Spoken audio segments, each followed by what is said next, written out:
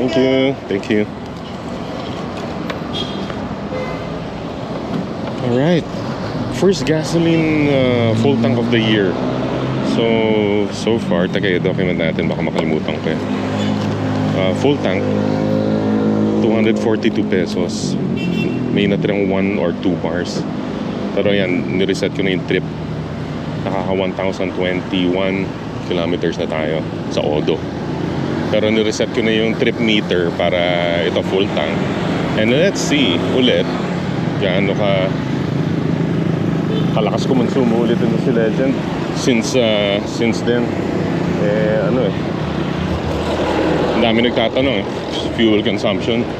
Siguro sa next time, next video, malalaman na natin fuel consumption.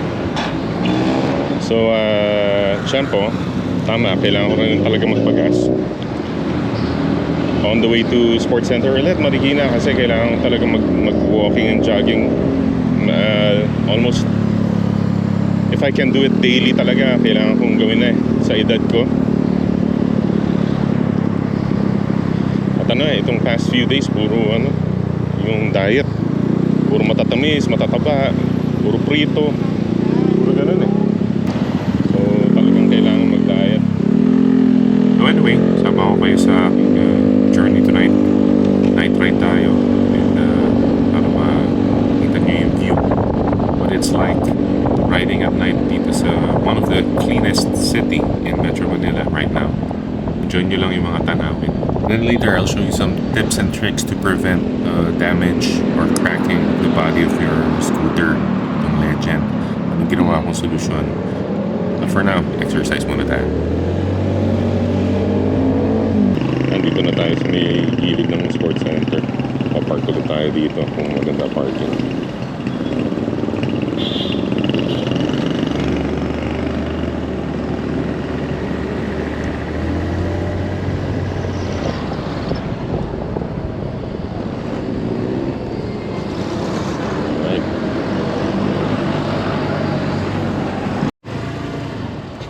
Alright, dito na parking. Yun pala. Sarado na yung tindahan na usually binibilang ko ng tubig. So may vendo dito. 20 pesos. Pwede na rin.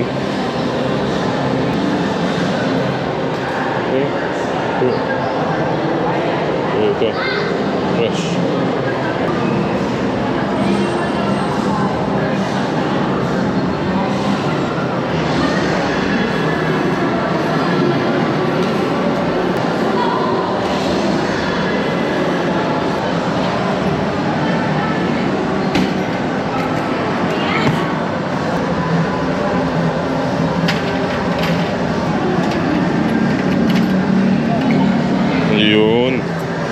Okay. Yun lang pala yan. Okay, we're good. Isa sa labas, 15 pesos eh. Yung isang liit, 15 pesos. Mas tipid ng 5 piso. Pero just in case, sarado. Ngayon, tulad ngayon, Sunday. Sarado yung mga tindahan sa labas. May vending machine doon. Okay, we're good, we're here. And then, pagdating ko, usually, nagsasabi ako sa wife ko na nandito na ako. So, I take pictures. Ayan. Tapos sinasend ko para sabihin lang na here na. Just checking in. Yun lang.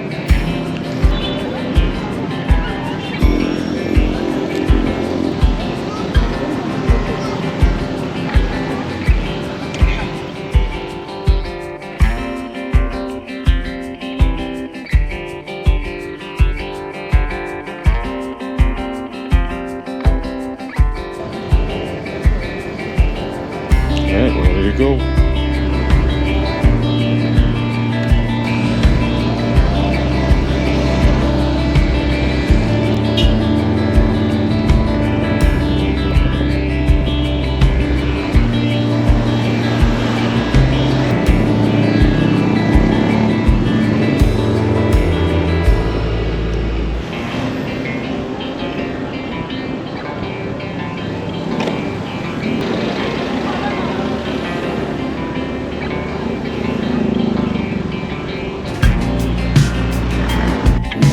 Dadaan tayo dito sa River Park.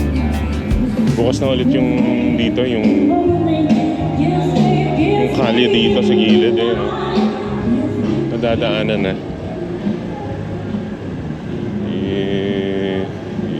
Hindi ko pa kabisado eh, pero first time ko dadaan dito. Ayun. It's open.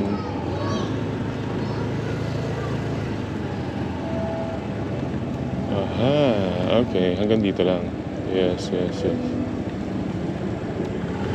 Hanggang dito lang tayo. Okay. Ayan ang Ilog Marikina, oh.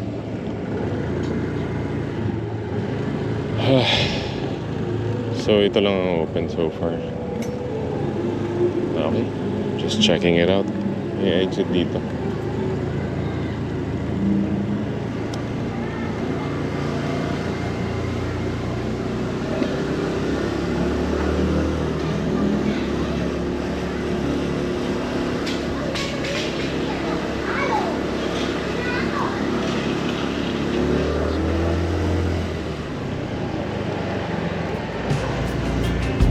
Okay. Yun lang.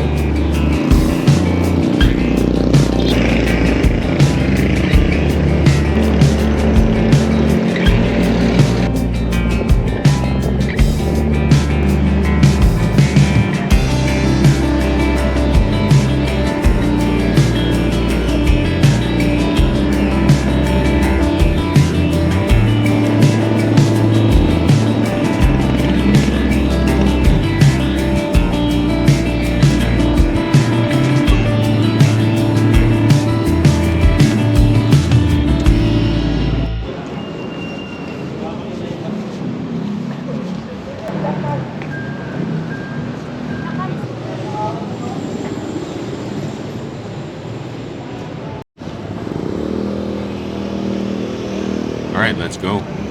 Oo nga pala, ang dami nagtatanong kung kumusta yung fairings or yung kahan ng Legend kung may basag na kasi yung mga owners nababasag yung yung katawan ng Legend kasi yung underseat nito nakapatong lang sa kaha. Yun yung unang-una kong napansin talaga nung una. Tapos nag-iisip talaga ako paano masolusyonan yun. So, tinanggal ko yung underseat, nilagyan ko ng goma sa ilalim. Ito, yung video akong ginawa before pa. Kung hindi nyo napanood, pakita ko yun, nandyan yung link. Pero ito, pakita ko na rin yung video dito sa gilid ng screen kung paano ko nilagay yung goma. Goma lang yan na parang paanan ng sofa or ng desk. Tapos ginamitan ko ng zip tie.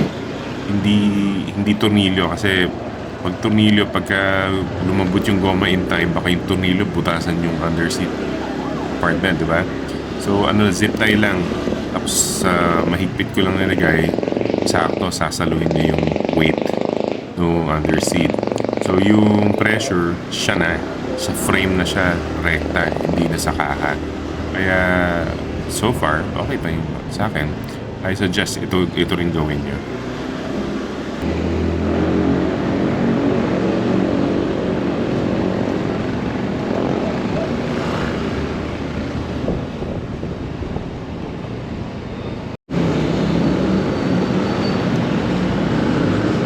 Pasa na. May bagong KFC dito.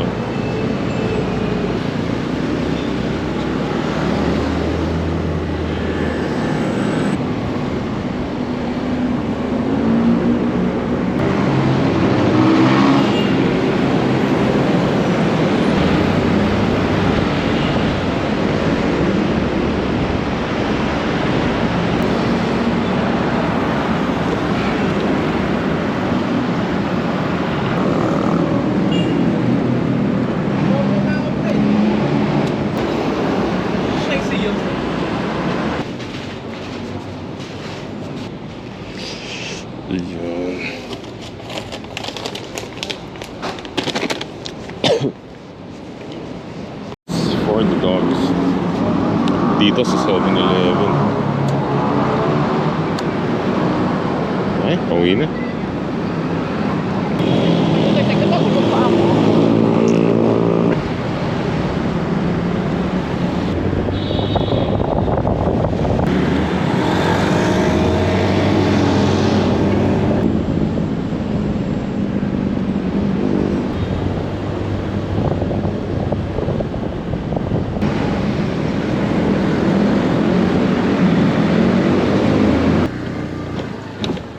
dito na sa bahay. So again, thank you for watching and ride safe sa inyong lahat. I'll see you in the next vlog.